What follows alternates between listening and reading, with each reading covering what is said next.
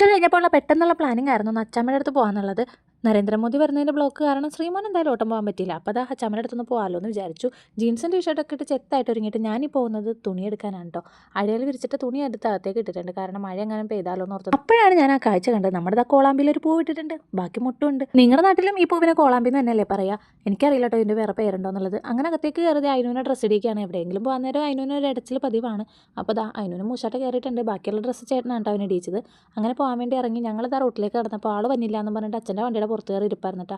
ഞങ്ങളോട് പൊക്കോ എന്ന് പറഞ്ഞ് ടാറ്റ് തന്നു. ഞങ്ങൾ വണ്ടി മാറ്റിയിട്ട് അവിടെ ഒളിച്ച് നിന്നപ്പോഴത്തേനും തന്നെത്താനെ നടന്ന് വരുന്നുണ്ടായിരുന്നു കേട്ടോ. തന്നെത്താനെ നടന്ന വണ്ടിയിലേക്ക് കയറുമെന്നാണ് ഞങ്ങൾ വിചാരിച്ചത്. പക്ഷേ ഞങ്ങൾ ഒളിച്ച് നിൽക്കണം കണ്ടപ്പോൾ അവൻ വന്ന വഴി തിരിച്ചു പോയി. അപ്പോൾ ചേട്ടൻ എന്താ ഓടിപ്പോയി എടുത്തുകൊണ്ട് വന്നിട്ടുണ്ട് കേട്ടോ അവനെ. പോകുന്ന വഴി ചായക്ക് കടി നമ്മൾ വാങ്ങിയിട്ടുണ്ടായിരുന്നു കേട്ടോ. സമൂസ, ഈ കടയിൽ നിന്ന് സമൂസ വാങ്ങിച്ചത് ഞാൻ കഴിഞ്ഞ ദിവസം ഒരു വീഡിയോയിൽ ഇട്ടിട്ടുണ്ടായിരുന്നു. എനിക്ക് ഭയങ്കര ഇഷ്ടമാണ് ഇവിടുത്തെ സമൂസ, നല്ല ടേസ്റ്റാണ്. അപ്പോൾ അങ്ങനെ കുറച്ച് കടികൾ വാങ്ങിയിട്ട് നമ്മൾ പോയിക്കൊണ്ടിരിക്കേണ്ട. ഇതാണ് അരുക്കുട്ടിയിലെ ദ്വീപ് എന്ന് പറയുന്നത്. ആ ദ്വീപിൽ എൻ്റെ കൂട്ടുകാരുടെ വീട്. അങ്ങനെ നമ്മൾ അമ്മയുടെ വീട്ടിലെത്തിയപ്പോൾ തന്നെ ഒരുത്തി മുഖവും പൊത്തി ഓടിയിട്ടുണ്ട് കേട്ടോ. ഇതിന് മുമ്പ് തന്നെ വ്ളോഗിൽ നിങ്ങൾക്ക് കാണാൻ പറ്റുമായിരിക്കും. അവൾ ഇതേപോലെ തന്നെ മുഖവും പൊത്തിയാണ് ഓടിയേക്കണത്.